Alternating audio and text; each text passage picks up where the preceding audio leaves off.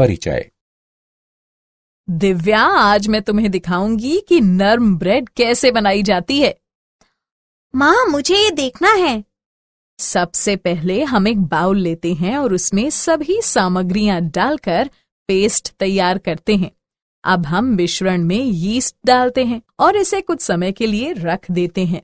इसके बाद यह पकने के लिए तैयार हो जाएगा। अब हमारी ब्रेड परोसने के लिए तैयार है। ये तो काफी अच्छी लग रही है।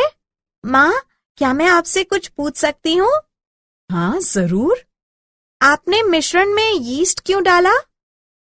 ठीक है, मैं तुम्हें बताती हूँ। ब्रेड बनाने में किण्वन की प्रक्रिया में यीस्ट उत्प्रेरक की तरह कार्य करता है। यीस्ट आटे में मौजूद शर्करा से अभिक्रिया करता है और इस प्रक्रिया में कार्बन डाइऑक्साइड उत्पन्न होती है। कार्बन डाइऑक्साइड गुंथे हुए आटे में मौजूद हजारों बुलबुलों में भर जाती है। जब ब्रेड पक जाती है तो यह रोएदार और नर्म हो जाती है। ठीक है माँ, मैं समझ गई और मैं इसके बारे में और अधिक जानना चाहती हूँ। इस बारे में और अधिक जानने के लिए तुम्हें रासायनिक बलगतिकी का अध्ययन करना चाहिए। छात्रों, आज हम रासायनिक बलगतिकी के बारे में विस्तार से चर्चा करेंगे। उद्देश्य: पाठ के अंत में आप निम्न करने में सक्षम हो जाएंगे।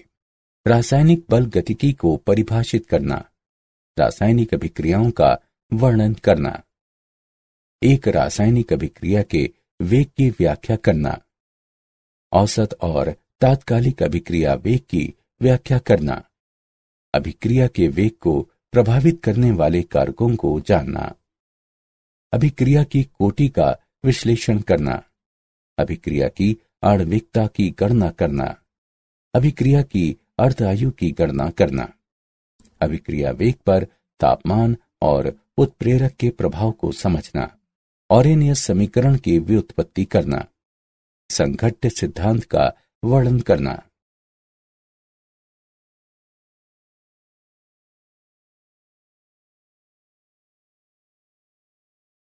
परिभाषा: रासायनिक बलगतिकी भौतिक रसायन शास्त्र की एक शाखा है जिसमें रासायनिक अभिक्रिया के वेग और उस क्रियाविधि का अध्ययन किया जाता है जिसके द्वारा अभिक्रिया होती है। रासायनिक अभिक्रियाओं के अध्ययन के 3 महत्वपूर्ण पहलू हैं। क्या रासायनिक अभिक्रिया संभव होगी? यदि अभिक्रिया संभव है तो ये कब तक चलेगी? अभिक्रिया कितनी तेजी से होगी?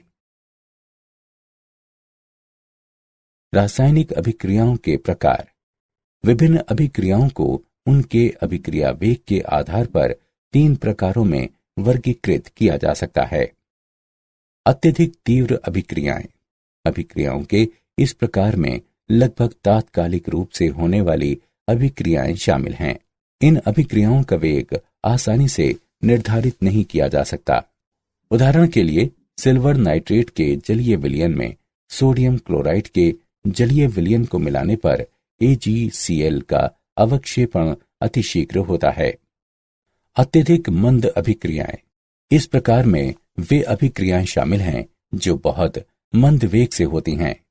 ऐसी अभिक्रियाओं के वेग का शायद ही कोई भौतिक महत्व हो। इन अभिक्रियाओं को पूरा होने में महीनों या वर्षों लग सकते हैं। उदाहरण के लिए, लोहे पर जंग लगना। मध्यम वेग से होने वाली अभिक्रियाएं: इसमें अत्यधिक तीव्र और अत्यधिक मंद अभिक्रियाओं के मध्य वाली अभिक्रियाएं शामिल हैं। ये अभिक्रियाएं मध्यम वेग से होती हैं जिन्हें आसानी से मापा जा सकता है। उदाहरण के लिए, स्टार्च का जल अपघटन। एक रासायनिक अभिक्रिया की दर: रासायनिक अभिक्रिया की दर वो चाल या वेग है जिस पर वो होती है। इसे प्रति एकांक समय में अभिकारकों या उत्पादों में से किसी एक की सांद्रता में परिवर्तन के रूप में परिभाषित किया जाता है। इसे 2 तरह से व्यक्त किया जा सकता है। गुणात्मक दर: ये कुछ दृश्य मानदंडों पर आधारित हैं, जैसे अभिकारकों का गायब हो जाना, रंग में परिवर्तन, बुलबुलों का निर्माण आदि। इस प्रकार व्यक्त दर अभिक्रिया वेग के बारे में यादृच्छिक परिणाम देती है। मात्रात्मक दर, ये दर के आंकड़ों की बेहतर जानकारी और एक रासायनिक अभिक्रिया का सही वेग देती है। मात्रात्मक दर दो प्रकार से व्यक्त की जा सकती है। किसी एक अभिकारक की सांद्रता में ह्रास की दर या किसी एक अभिकारक की सांद्रता में वृद्धि की दर।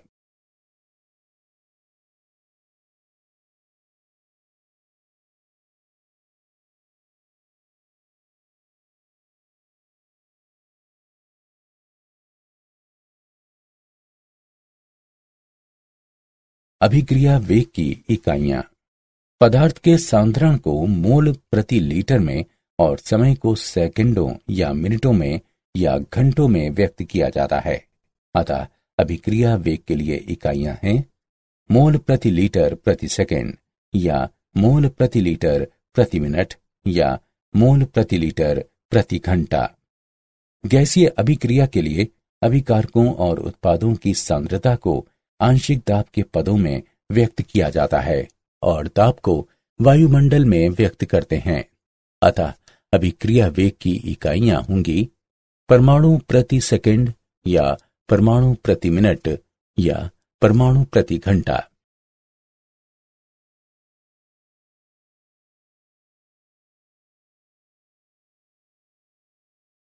औसत अभिक्रिया वेग, ये एक परिमित समय अंतराल में सांद्रता में परिवर्तन होता है।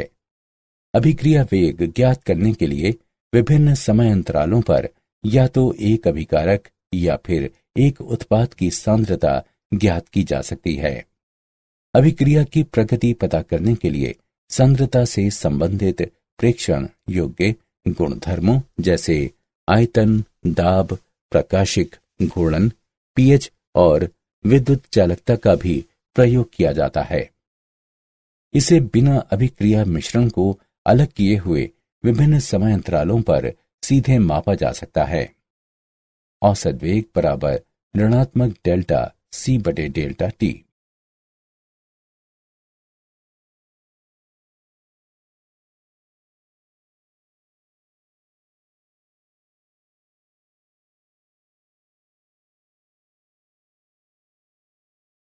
तात्कालिक अभिक्रिया वेग, ये समय के किसी क्षण पर प्रति एकांक समय में या तो अभिकारक या फिर उत्पाद की सांद्रता में परिवर्तन होता है।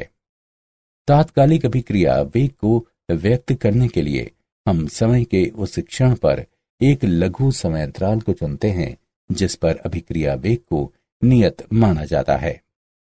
यदि लघु समय अंतराल dt में सांद्रता में लघु परिवर्तन dx है तो उस क्षण तात्कालिक वेग को dx बटे dt से व्यक्त करते हैं। उस अभिक्रिया के लिए जिसमें a b की ओर प्रवृत्त है, तात्कालिक वेग बराबर db बटे dt।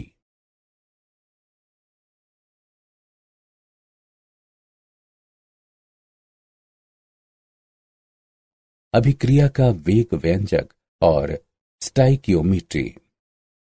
विभिन्न वेग व्यंजकों को एक रासायनिक अभिक्रिया की अलग अलग स्पीशीज के पदों में व्यक्त किया जाता है जो सापेक्षिक वेग कहलाते हैं। संतुलित रासायनिक समीकरण में स्पीशीज के स्टाइकियोमेट्री गुणांक द्वारा वेग व्यंजक को भाग देकर सापेक्षिक वेगों को तुल्य बनाया जाता है। अभिक्रिया वेग को इस प्रकार व्यक्त किया जा सकता है।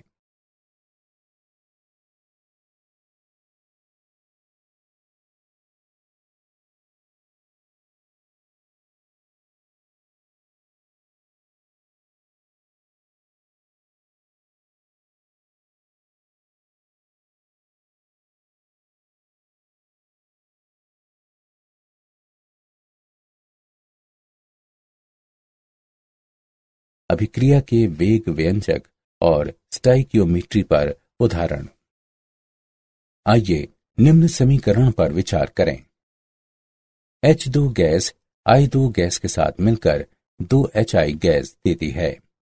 अभिक्रिया वेग को निम्न तरीकों से व्यक्त किया जा सकता है। अभिकारकों और उत्पादों के स्टाइकियोमेट्री गुणांक भिन्न हैं। इसका अर्थ है कि या तो H2 या फिर I2 का एक मोल गायब होकर HI के 2 मोल बनाता है। HI के प्रकटन का वेग H2 या I2 के गायब होने के वेग से दुगना है। हम इसे इस प्रकार व्यक्त कर सकते हैं। स्क्रीन 12 अभिक्रिया वेग को प्रभावित करने वाले कारक। अभिकारकों और उत्पादों की प्रकृति का प्रभाव। किसी रासायनिक अभिक्रिया में अभिकारकों के बंध टूटते हैं और उत्पादों में नए बंधों का निर्माण होता है। टूटने और बनने वाले बंधों की संख्या और प्रकृति विभिन्न रासायनिक अभिक्रियाओं में अलग अलग होती है। सांद्रता का प्रभाव। अभिकारकों की सांद्रता जितनी अधिक होती है, अभिक्रिया भी उतनी तेजी से होती है। जैसे जैसे अभिक्रिया में अभिकारकों की खपत होती है, अभिक्रिया की प्रगति के साथ साथ अभिक्रिया वेग घटता जाता है। पृष्ठ क्षेत्रफल। हम जैसे जैसे किसी पदार्थ के भाग करते जाते हैं, इसका पृष्ठ क्षेत्रफल बढ़ता जाता है। इसलिए कण का आकार जितना छोटा होता है, पृष्ठ क्षेत्रफल उतना ही अधिक होता है और इसलिए अभिक्रिया उतनी ही तेजी से होती है। उत्प्रेरक की उपस्थिति।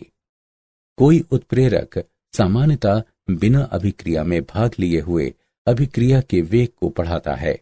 तापमान बढ़ने के साथ साथ अभिक्रिया के वेग में भी वृद्धि होती है।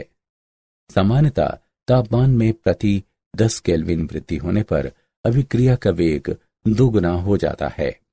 विकिरण की उपस्थिति। कुछ अभिक्रियाएं अंधेरे में नहीं होती हैं, लेकिन प्रकाश की उपस्थिति में संपन्न होती हैं। इन्हें प्रकाश रासायनिक अभिक्रियाएं कहते हैं।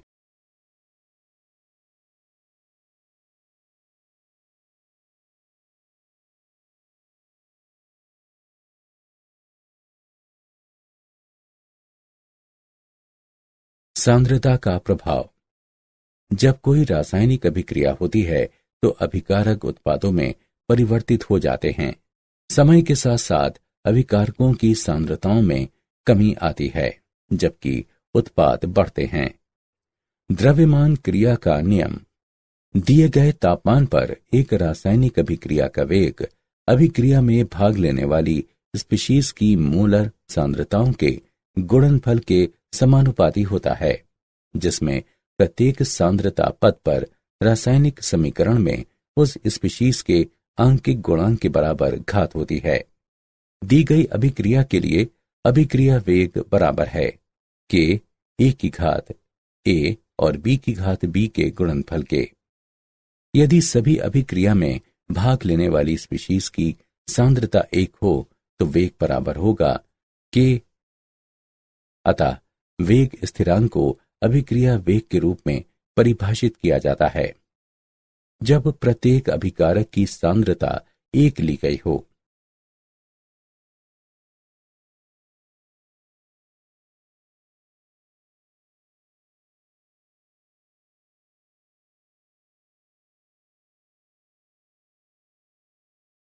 अभिक्रिया वेग बनाम वेग स्थिरांक। अभिक्रिया वेग और अभिक्रिया वेग स्थिरांक के मध्य महत्वपूर्ण भेद इस प्रकार हैं। अभिक्रिया वेग उस क्षण अभिकारकों की स्पीशीज की सांद्रता पर निर्भर करता है, जबकि वेग स्थिरांक का आशय उस विशिष्ट बिंदु पर अभिक्रिया वेग से है जब प्रत्येक अभिक्रिया में भाग लेने वाली स्पीशीज की सांद्रता 1 हो। अभिक्रिया वेग किसी क्षण वो चाल है जिससे अभिकारक उत्पाद परिवर्तित होते हैं, जबकि एक अभिक्रिया का वेग स्थिरांक वेग नियम व्यंजक में समानुपाती नियतांक है। अभिक्रिया वेग अभिक्रिया की प्रगति के साथ साथ घटता जाता है, जबकि अभिक्रिया का वेग स्थिरांक नियत रहता है और अभिक्रिया की प्रगति पर निर्भर नहीं करता है।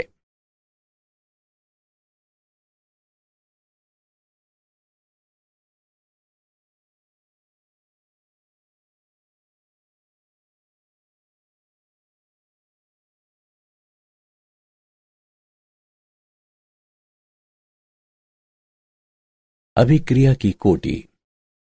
इसे किसी वेग नियम व्यंजक में प्रयुक्त सांद्रताओं की घातों या घातांकों के योगफल के रूप में परिभाषित किया जाता है। दी गई अभिक्रिया के लिए वेग व्यंजक नियम इस प्रकार हैं। अभिक्रिया वेग बराबर के ए की घात m और b की घात n का गुणनफल। इस अभिक्रिया की कोटि m जमा n के बराबर है। a के सापेक्ष अभिक्रिया की कोटि m है और b के सापेक्ष n है। यदि घात का योगफल 1 के बराबर हो तो अभिक्रिया प्रथम कोटि की अभिक्रिया कहलाती है। यदि घातों का योगफल 2 या 3 है तो अभिक्रिया क्रमशः द्वितीय कोटि या तृतीय कोटि अभिक्रिया होती है। किसी अभिक्रिया की कोटि शून्य या भिन्न भी हो सकती है। विभिन्न कोटियों के लिए वेग स्थिरांक की इकाइयां। शून्य कोटि अभिक्रिया वेग बराबर dx बटे dt, जो बराबर है k और a की घात शून्य के गुणनफल के। इस प्रकार शून्य कोटि अभिक्रिया के लिए वेग स्थिरांक की इकाइयां हैं मोल प्रति लीटर प्रति सेकंड। द्वितीय कोटि अभिक्रिया वेग बराबर dx बटे dt, जो बराबर है k और a की घात a के गुणनफल के।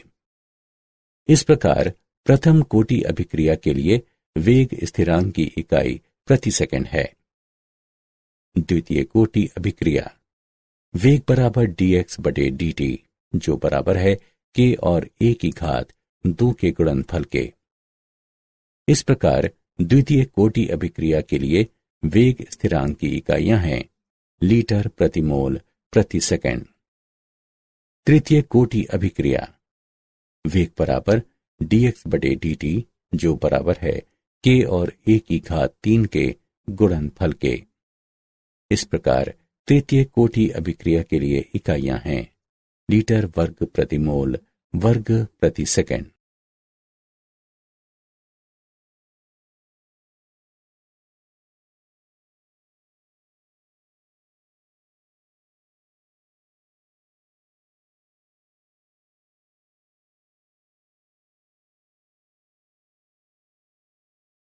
अभिक्रिया की आणविकता। रासायनिक अभिक्रिया में भाग लेने वाली स्पीशीज, परमाणु, आयन अथवा अणु जो कि एक साथ संघट्ट के फलस्वरूप रासायनिक अभिक्रिया करती हैं, की संख्या को अभिक्रिया की आणविकता कहते हैं। जब एक साथ संघट्ट में केवल एक अणु शामिल हो तो अभिक्रिया एक अणुक होती है। जब एक साथ संघट्ट में 2 अणु शामिल हों तो अभिक्रिया द्विअणुक होती है। जब एक साथ संघट्ट में 3 अणु शामिल हों तो अभिक्रिया त्रिअणुक होती है। किसी अभिक्रिया की आणविकता सदैव एक पूर्ण संख्या होती है।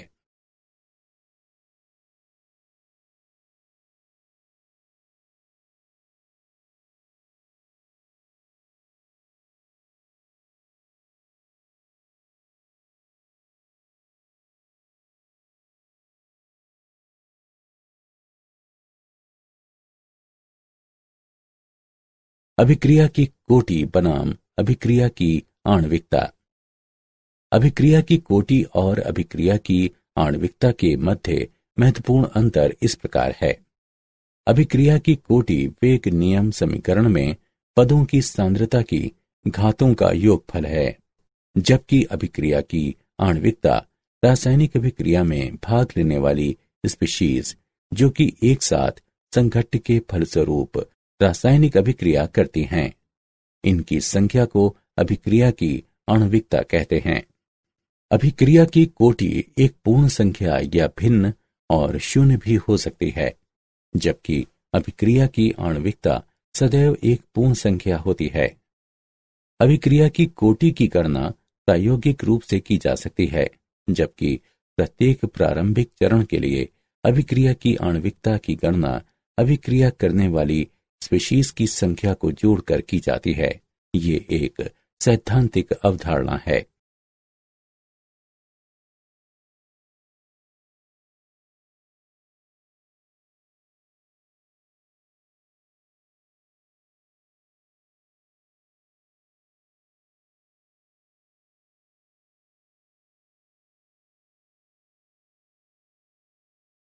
शून्य कोटि अभिक्रिया।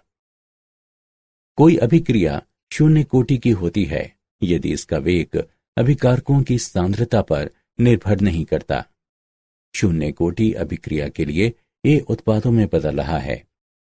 यदि अभिकारक की प्रारंभिक सांद्रता ए नॉट है और टी समय बाद सांद्रता ए है तो अभिक्रिया वेग घटा डी ए बटे डी टी बराबर के और ए की घात शून्य का गुणनफल जो कि के बराबर होगा। इसे इस प्रकार लिखा जा सकता है डी कैपिटल ए बराबर घटा के डी कैपिटल टी।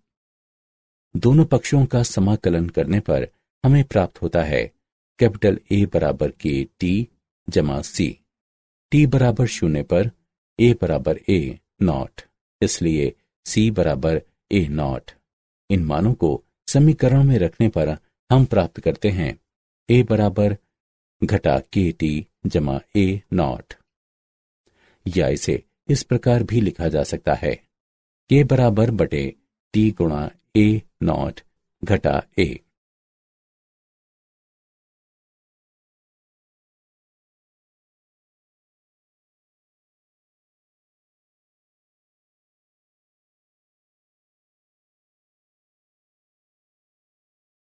प्रथम कोटि अभिक्रिया।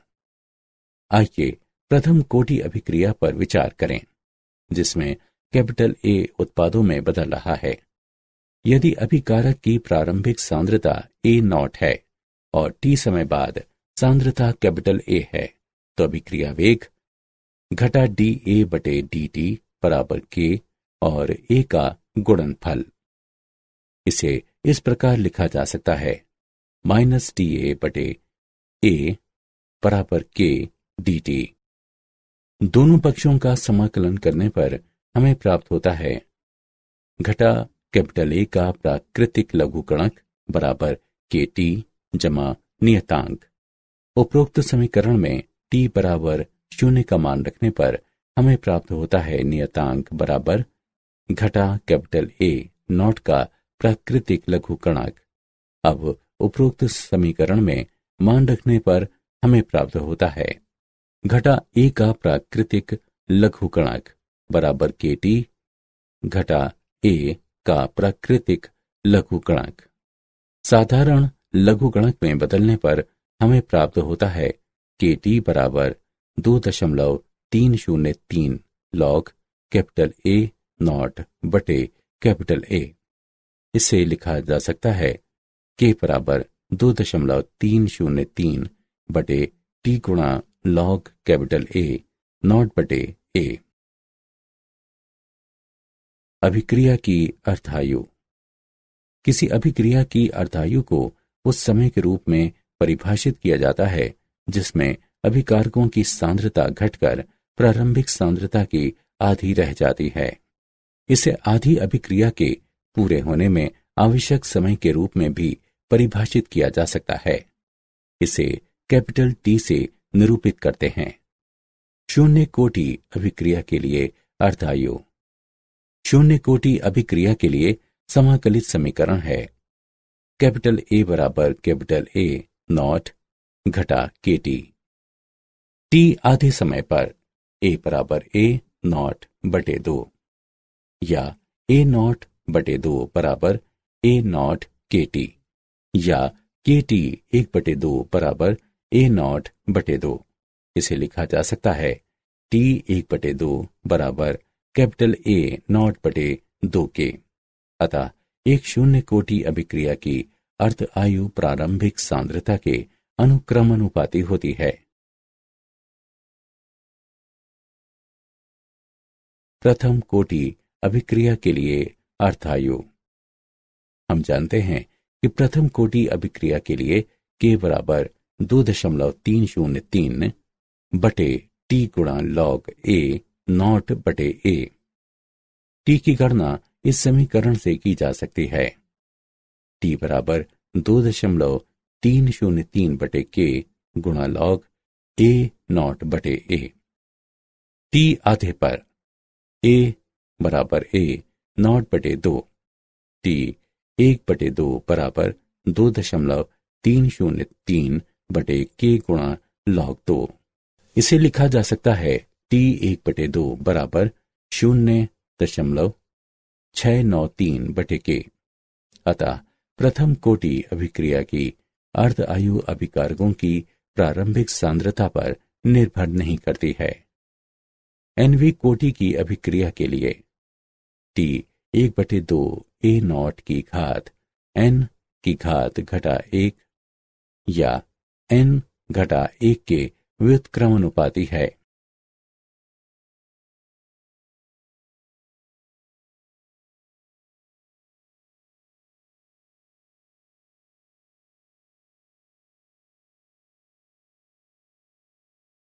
छद्म प्रथम कोटि की अभिक्रिया। ऐसी परिस्थितियां होती हैं जहां पर एक द्वितीय कोटि अभिक्रिया किसी प्रयोग में प्रथम कोटि की प्रतीत होती है। इसे छद्म प्रथम कोटि की अभिक्रिया कहते हैं, अर्थात जब वेग समीकरण में अभिकारकों में से कोई एक अन्य अभिक्रिया मिश्रण में आधिक्य होता है। उदाहरण के लिए, इक्षु शर्करा का प्रतिलोमन एक द्विअणुक अभिक्रिया है, लेकिन ये एक प्रथम कोटि की अभिक्रिया है क्योंकि H2O की सांद्रता बहुत अधिक होती है और बहुत अधिक परिवर्तित नहीं होती है।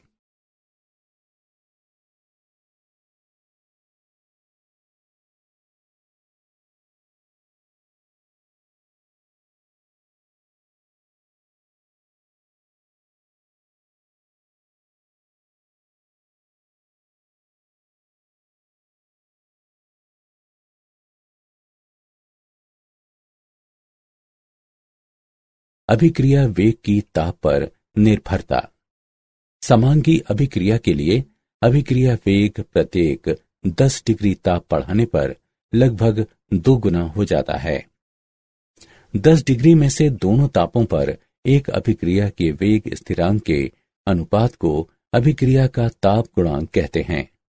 अधिकांश अभिक्रियाओं के लिए ताप गुणांक का मान लगभग 2 होता है और कुछ में ये 3 तक पहुंच जाता है। जब ताप T-10 डिग्री बढ़ता है तो वक्र सपाट हो जाता है। अब छायांकित भाग ABEF उन अणुओं के भाग को निरूपित करता है जिनकी ऊर्जा देहली ऊर्जा से अधिक है। भाग ABEF भाग ABCD के दुगने से अधिक है। देहली ऊर्जा के बराबर या इससे अधिक ऊर्जा वाले अणुओं का भाग लगभग 2 गुने से अधिक हो जाता है। अतः अभिक्रिया वेग भी तप में प्रत्येक 10 डिग्री वृद्धि होने पर 2 गुना हो जाता है। इस प्रकार ताप में वृद्धि के साथ अभिक्रिया वेग में वृद्धि देहली ऊर्जा के आधिक्य में ऊर्जा वाले अणुओं के भाग में बढ़ोतरी के कारण होती है।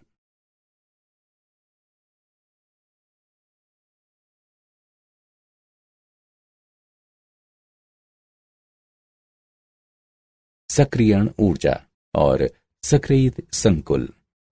सक्रियण ऊर्जा ये अभिक्रिया में भाग लेने वाले अभिकारकों की देहली ऊर्जा और औसत ऊर्जा के मध्य अंतर है।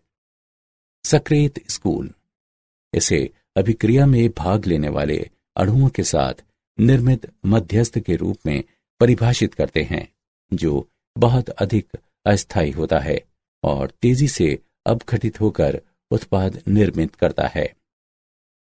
एक सक्रियित स्कूल के लक्षण। सक्रियित संकुल की स्थितिज ऊर्जा अधिकतम होती है। सक्रियित संकुल बनाने के लिए आवश्यक ऊर्जा को सक्रियण ऊर्जा कहते हैं। सक्रियित संकुल बहुत कम समय तक अस्तित्व में रहता है और ये एक निश्चित दर से टूटकर उत्पाद बनाता है।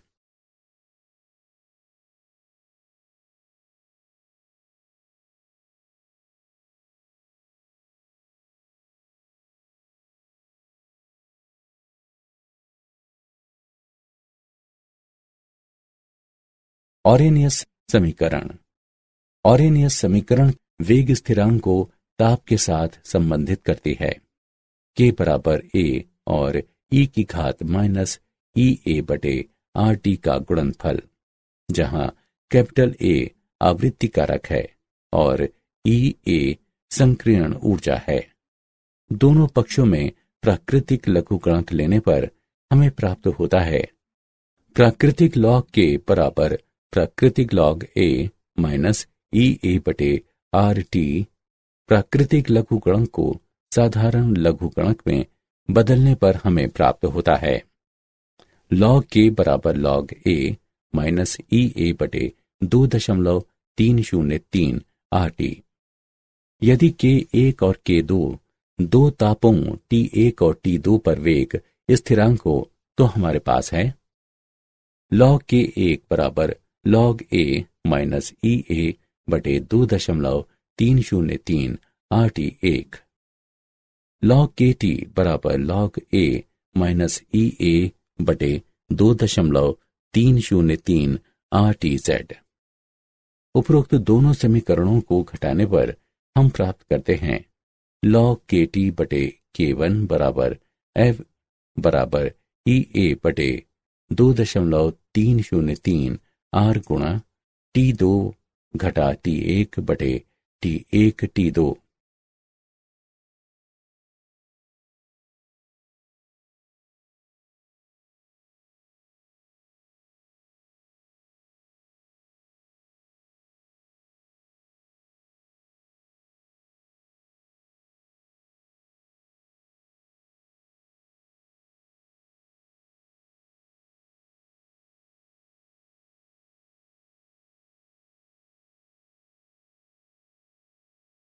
अभिक्रिया वेग पर उत्प्रेरक का प्रभाव।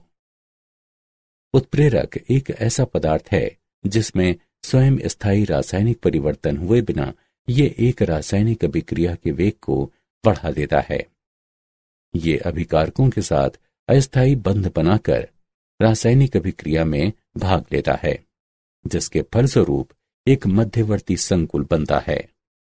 ये अभिकारकों और उत्पादों के मध्य सक्रियण ऊर्जा को घटाकर वैकल्पिक मार्ग या अभिक्रिया क्रियाविधि प्रदान करता है, जिससे स्थितिज ऊर्जा अवरोध में कमी आती है। ये साम्यावस्था नियतांक को परिवर्तित नहीं करता है, लेकिन तेजी से साम्यावस्था अर्जित करने में सहायक है। उत्प्रेरक की लघु मात्रा अभिकारकों की दीर्घ मात्रा को उत्प्रेरित कर सकती है। रासायनिक अभिक्रियाओं का संघट्य सिद्धांत। केवल प्रभावी संघट्य ही रासायनिक अभिक्रिया करते हैं। ऐसे संघट्य जिनमें पर्याप्त गणिज ऊर्जा और उपयुक्त विन्यास वाले अणु संघट्य करते हैं, जिससे अभिक्रिया में भाग लेने वाली स्पीशीज के मध्य बंध टूटने तथा उत्पाद बनाने के लिए नए बंधों के निर्माण को बढ़ावा मिले, प्रभावी संघट्य कहलाते हैं। सक्रियण ऊर्जा और अणुओं का उपयुक्त विन्यास एक साथ एक प्रभावी संघट्य की कसौटी का निर्धारण करते हैं और इस तरह रासायनिक अभिक्रिया वेग बराबर PZ/AB और E की घात माइनस EA/RT का गुणनफल, जहां ZAB बराबर अभिकारकों A और B की संघट्य आवृत्ति P बराबर प्रायिकता कारक और E की घात माइनस EA/RT बराबर EA के बराबर से अधिक ऊर्जाओं वाले अणुओं का भाग।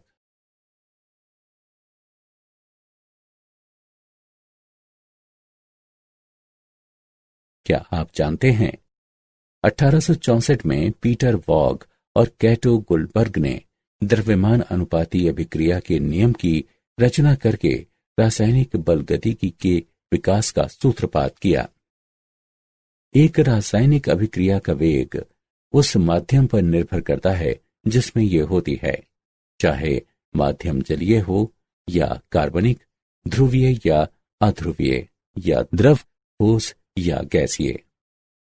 गतिक समस्थानिक प्रभाव किसी रासायनिक अभिक्रिया के वेग में वो अंतर है जब अभिकारकों में से एक में परमाणु को इसके समस्थानिकों में से किसी एक द्वारा हटाया जाता है। अर्धकोशिकाएं वे दो अभिक्रियाएं हैं जिनका निर्माण एक जटिल अभिक्रिया का सरल भागों में टूटने से होता है।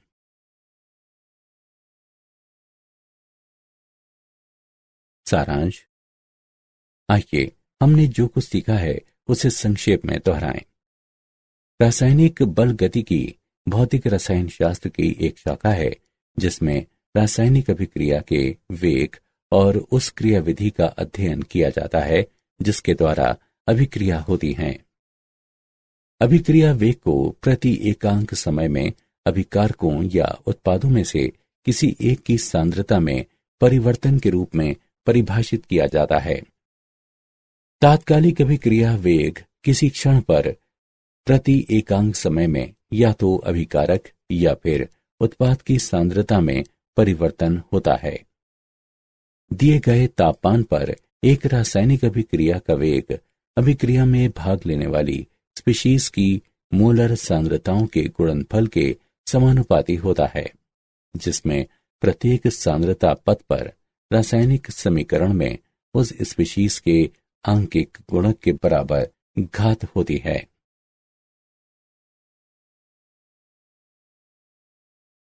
अभिक्रिया की कोटि को किसी वेग नियम व्यंजक में प्रयुक्त सांद्रताओं की घातों या घातांकों के योगफल के रूप में परिभाषित किया जाता है। अभिक्रिया में भाग लेने वाली स्पीशीज जो कि एक साथ संघट्ट के फलस्वरूप रासायनिक अभिक्रिया करती है, उसकी संख्या अभिक्रिया की आणविकता कहलाती है। सक्रियित संकुल भाग लेने वाले अणुओं के मध्य निर्मित मध्यस्थ होता है जो बहुत अधिक अस्थायी होता है और तेजी से अपघटित होकर उत्पाद निर्मित करता है।